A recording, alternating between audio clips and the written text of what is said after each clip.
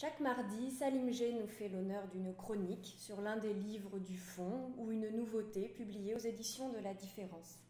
Cette semaine, il nous parle de Dominique Jamais, qui est l'auteur du Mal du pays. Dominique Jamais, journaliste, il a collaboré au Figaro, à l'Aurore, au Quotidien de Paris. Il est également écrivain, il a publié d'ailleurs de nombreux livres, essais et romans. Il a présidé aussi l'établissement public constructeur de la Bibliothèque nationale de France. Je laisse la parole à Salim G. Pour la première fois depuis le début de nos rendez-vous hebdomadaires, je ne vais pas vous parler d'un roman ou d'un recueil de poèmes, mais d'un essai, Le Mal du pays de Dominique Jamais, qui paraît dans la collection politique des éditions de La Différence, où des esprits pleins de vitalité et de sens de la repartie s'expriment sur des sujets d'intérêt national, voire international.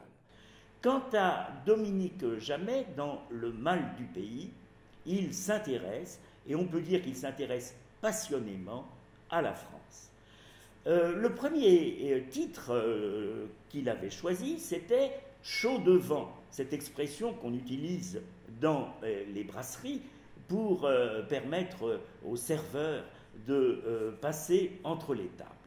Et voici que Dominique Jamais, qui est un homme du centre gauche à certaines pages, du centre droit à certaines autres, plaide en fait dans Le Mal du pays pour un gouvernement d'union nationale, ou en tout cas une sorte de grande confédération des convictions en vue de l'amélioration des choses.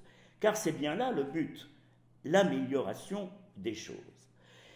Et dans ce contexte d'angoisse existentielle que le pays semble éprouver, un esprit comme celui de Dominique Jamais a l'avantage de ne pas avoir peur des mots.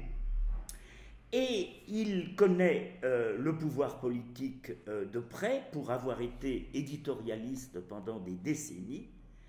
C'est ainsi qu'il peut écrire « Nous souffrons d'avoir dans les coulisses du pouvoir, dans les couloirs du palais présidentiel, dans les cabinets ministériels, dans le donjon de Bercy, trop de gens formés au même moule, dépourvus du bon sens et de la sensibilité la plus élémentaire, blasés par leurs incessants va-et-vient entre le service public et la haute banque, communiant dans la même certitude, indéfiniment démentis, de détenir les recettes du bon gouvernement et dans le même mépris de l'initié pour le profane, de l'expert pour l'ignorant. Ce sont des convictions d'ailleurs que d'autres auteurs de la collection partagent, et il me semble par exemple que Claude Minereau, dans Un terrorisme planétaire, le capitalisme financier, ne nous disait pas autre chose à un certain moment de son livre. Et puis, il y a donc l'économie, pas seulement la politique, pas seulement la classe politique. Et pour ce qui est de l'économie, on nous ressasse que la dette est une catastrophe. Eh bien, écoutons Jamais. Comme se tue à le répéter Paul Krugman, prix Nobel d'économie, inutile Cassandre, mieux vaut un pays en pleine croissance au prix d'un accroissement de sa dette qu'un pays aux finances assainies et à l'économie moribonde.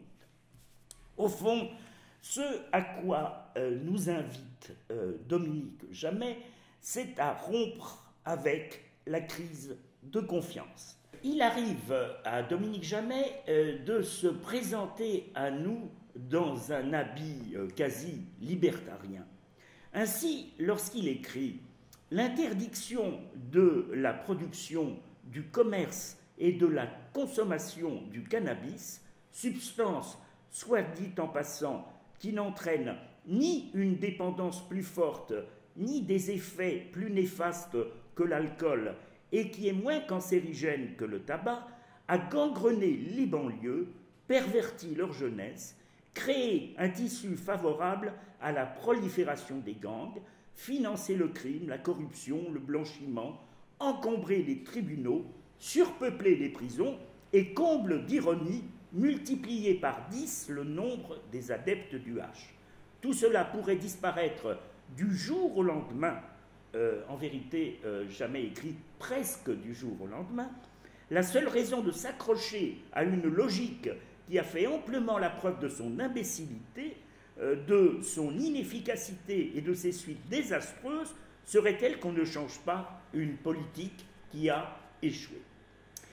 Ce mot de changement, c'est celui dont on nous rebat les oreilles, au moins depuis Valéry Giscard d'Estaing, et en vérité, ce à quoi nous invite Dominique Jamais, c'est plutôt à de la lucidité. Mais une lucidité qui n'empêche pas notre auteur d'avoir ses a priori. Par exemple, lorsqu'il écrit à propos de l'immigration, sur le radeau de la Méduse, on n'embarque pas de passagers. Or, que nous dit l'Institut national des statistiques et des études économiques? Des études répétées de l'INSEE affirment au contraire que la France a besoin et aura besoin de nouveaux immigrés. Il n'empêche que c'est avec bonne foi que s'exprime Dominique Jamais, avec un mélange de sens des réalités et de goût pour l'invention ou la réinvention des possibles. Évidemment, lorsqu'on a lu Le mal du pays, on a aussi envie de lire Le bien du pays, c'est-à-dire un éloge des vertus, des qualités et des chances françaises. Eh bien, ce désir, Dominique Jamais l'a eu également, et c'est ainsi qu'il termine son ouvrage en écrivant « Nous vivons, la plupart d'entre nous vivent, dans un confort matériel que nos grands-parents n'auraient même pas imaginé.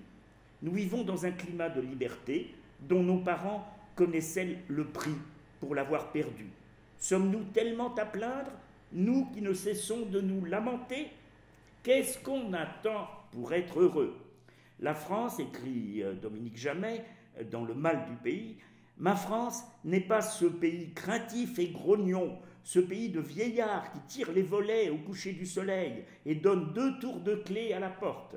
La France que j'aime, nous dit Dominique Jamais, la France que nous aimons est ouverte et grande et généreuse. Elle l'a été, elle peut le redevenir, n'ayons pas peur. En écrivant comme dernière phrase « N'ayons pas peur », Dominique Jamais relaie une phrase de Jean-Paul II à Paris « N'ayez pas peur ».